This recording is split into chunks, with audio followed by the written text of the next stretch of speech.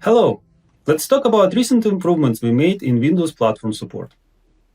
I'm Maxim Lukyanov, product manager working at Microsoft in Azure AI platform team.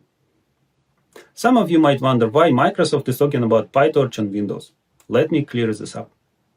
Recently, Microsoft has become a maintainer of PyTorch on Windows. Our goal is to improve quality of the Windows platform support so Windows users have great experience building AI applications on the platform of their choice.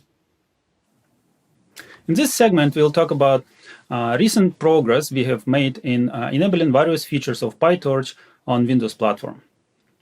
One of the major features that we have enabled in the current release is distributed training. So we'll talk a little bit about that. And we'll also demo how distributed training works on Windows.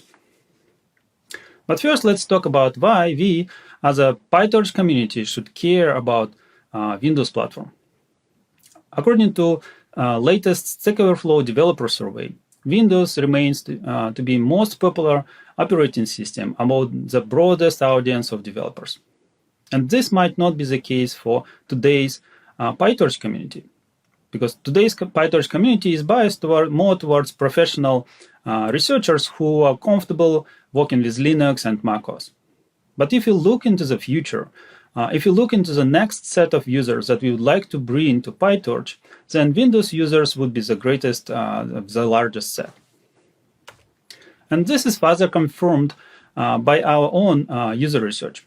If you look at the LinkedIn profiles, then the number of machine learning professionals, or people who claim ML proficiency on the LinkedIn profiles, but who don't have PhD degrees, is 7 times larger than the number of PhDs. And even more so, in the last year, this number of non-PhD ML professionals have grown almost doubled in the last year, while the number of PhDs obviously haven't grown that much. So this means that potential future users of PyTorch are software engineers and analysts, and those users who have great care for Windows platform. Let's talk about the state of PyTorch. First of all, PyTorch on Windows is a community effort. And through this community effort, we have achieved fairly good state, actually. In terms of breadth of coverage of various features of PyTorch, we have, as you can see from the table, we have a good coverage as well. There are some gaps when it comes to the depth of coverage of the features, and so we'll need to do a little bit more work there. The original acknowledgement should go to JXePeyKy, who was the original author of who brought the Windows platform support to PyTorch. He basically single-handedly implemented original Windows support. And he recently also added Torch Audio support as well. On our side at Microsoft, we have started actively working on Windows, and now we have 4 contributors working in this space, and 2 of them have become long-term maintainers. We started with improving quality of the PyTorch build, so we added test automation to bring it on par with Linux. We improved tutorials, so new users of PyTorch have great experience learning PyTorch on Windows. And this release, our major release, the features that we have enabled is distributed training. We'll talk a little bit more about that on the next slide. We also partnered with Amazon on bringing Windows support to TorchServe, and Elijah Ripperts worked on bringing Windows support to Java bindings as well. Great thank you here as well. So distributed training. First of all, it's available now in a latest 1.7 version of PyTorch. So if you install it on Windows, you'll have the binaries that support distributed training already. Both multi-GPU and multi-node configurations are supported. One caveat here, though, is we haven't spent much time testing multi-node yet, so please expect it to be unstable at this point. But we plan to do additional testing in the upcoming releases.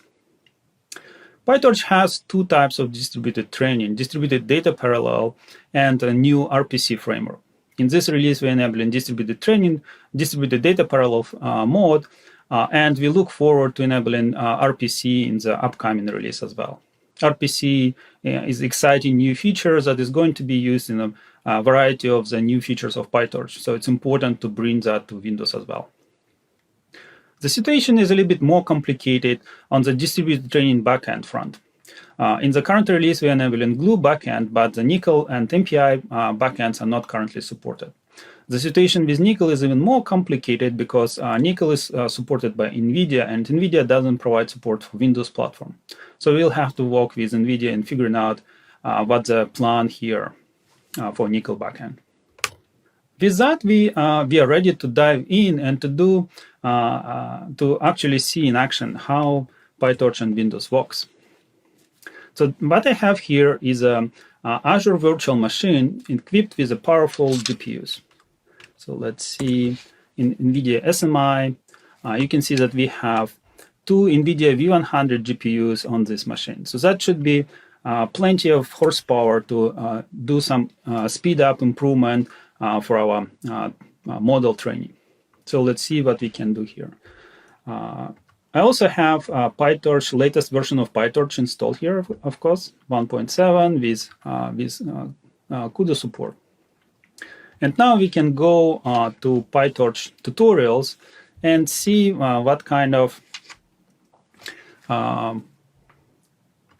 sample we can use here. So PyTorch tutorials, as I mentioned, we have improved some of them, and actually all of them, and enabled their smooth operation on Windows platform. So let's choose this getting started with distributed data parallel. So this tutorial guides users through 3 examples of various types of distributed data parallel training, and it provides sample code to perform that on their own machine. You can see that we added some Windows-specific instructions here to make sure that users succeed on the Windows platform. I have copied this source code into my virtual machine. So now we have this tutorial represented in my Visual Studio Code environment. And we can spend a little bit of time exploring what models we're actually going to try, and then run this example. So first comment that you might have, you might see here, or first point that you see here is initialization method. PyTorch supports 3 initialization methods: TCP, IP communication, environmental variables, and remote file store. So currently, that's one of the limitations of the release is we only support remote file store. So this is where we specify the path to the file, which is used by workers to communicate their configuration settings to each other. In this case, we use single machine with multiple GPUs, so we are just using local file for communication between two worker processes running on the same machine. For the case of real distributed training across multiple machines, you'd want to use a remote file system or place the file on the remote file system. Let's explore what models we are going to try here. So in this tutorial, there are 3 models that have been tried. The first one is a simple 2-layer network. And what tutorial does, it basically does a distributed training using standard distributed data parallel model to train this model across 2 GPUs and aggregate the gradients from both of them. So standard mode of training the model on multiple GPUs. The second example is illustrating how checkpoint synchronization can be done. So again, it trains the model, but then it one of the workers saves the checkpoint, so rank 0 saves the checkpoint, and then another worker loads the checkpoint. And between those 2, we use distributed training barrier synchronization to make sure that the actions happen in the correct sequence. That's another example of distributed data parallel concept now available on Windows. And final example here actually illustrates how distributed model parallel training can be done. It trains one layer on one GPU and then passes data to the second GPU to train the second. So this model parallel training is becoming more and more important with the introduction of the large NLP models. And one last point on this script before you run it is how it actually runs. So you can see that this script automatically spawns number of workers that is necessary depending on the number of GPUs. The world size, in our case, will be a number of GPUs. So now we can all we need to do is basically run this script. Let's see.